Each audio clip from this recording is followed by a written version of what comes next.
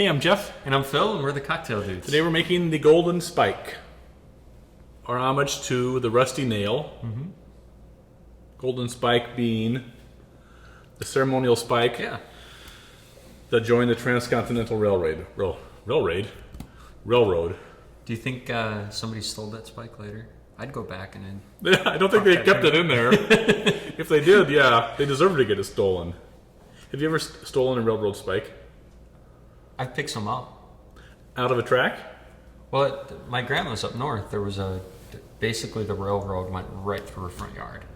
So we would walk along the tracks and we'd dare each other to go over the bridges and stuff like that. And we'd be all scared because the train would come and we'd run across. Oh, dude, you can't do that. Well, it was, you could see for miles in both directions, so you knew the train was coming. But once in a while you'd walk along and the spikes, after a while, they get wiggled up and out. So they'd just be laying there. You could walk along and pick them up. I must admit, I pulled out a few spikes. No. You ever put like a quarter on the track, and then you sit there all night like worrying, like, is it going to derail the train? And you hear the train coming, you'd be like, oh no! You actually do think that. Yeah, you think that, or then you think. But then you go back out there later, you have to search forever because it knocks it off or whatever. But and sometimes they jiggle off before the train gets there. That's true, and that's always disappointing. Yeah. Well, we made sure that we'd get some because we'd like put tons of like pennies and quarters. I had that same thought, like, oh my gosh, this is going to hurt the train. Yeah. Yeah. Probably us taking all the spikes out would do more damage than putting a quarter on there. See, I never took one out. I'd only pick up the ones that are already. I would take a couple out. Then they sit on your desk at home forever, and then you end up throwing them away. But what do you need a spike for? Well, that's just fun. I learned about the golden spike in 5th grade, and all I can remember about it is that A.J. Russell picture that shows the 2 steam engines sort of nose to nose, and everybody like hanging on the trains and drinking champagne and stuff. All I can remember from that lecture in 5th grade was that the Chinese laborers who like dug the tunnels and laid much of the track weren't allowed in the photograph. And that's all I can remember from the historical. Well, I remember it was in Promontory Summit. Yeah. In what was then the Utah Territory. But anyway, so this is our Grand Nail. And this was a drink we invented. And this is sort of how it happened. Our schedule usually is Mondays is our fun day, right? Yep, that's kind of our inventive day, our experimental day. It looks like a chemistry lab in here.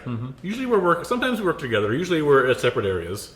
We've got our graduated cylinders and pipettes. Bunsen burners for some reason. We could use a Bunsen burner around here. How would you like to be famous only for have your name on a Bunsen burner? And that was named after Bunsen, obviously. If it made me $1 million, I'd be fine. No, it's like Bunsen. Why would you? Oh my gosh, you could be named for so much better stuff than a burner. So this was I was over there experimenting, and I brought a little shot glass of drambuie. I said, Phil, what does this smell like? And you said, Chartreuse. Chartreuse. And I thought, hey, let's make a Rusty Nail with the Chartreuse. So instead of using the Rusty Nail recipe, which is whiskey and drambuie, we're using bourbon, American bourbon, because of the Grand Locomotive, and Chartreuse, which is not American, so I don't know what point that is. But anyway, and this is a really good drink. But it's yellow, it's like the Golden Spike. Yes. Yeah. We also made a Millionaire's version of this drink, the Golden Spike, Which makes sense. It's gold. Yes, I know. All right, so we're going to start this. Sure. The ratios are a little bit different than the Rusty Nail. We're going to use 2 ounces of bourbon, and this is Pappy Van Winkle's 12-year-old. Great bourbon.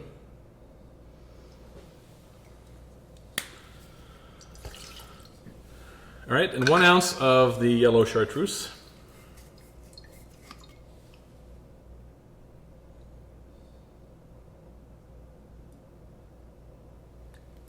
Got to be just so. And instead of a lemon twist like we do with our Rusty Nail, we're just going to do a little lemon thread. Lemon thread in there. Throw that in there. And there you have your Golden Spike. A really perfumy, delicious, wonderful cocktail. Invented here in the Cocktail Dudes studio. So enjoy. Cheers.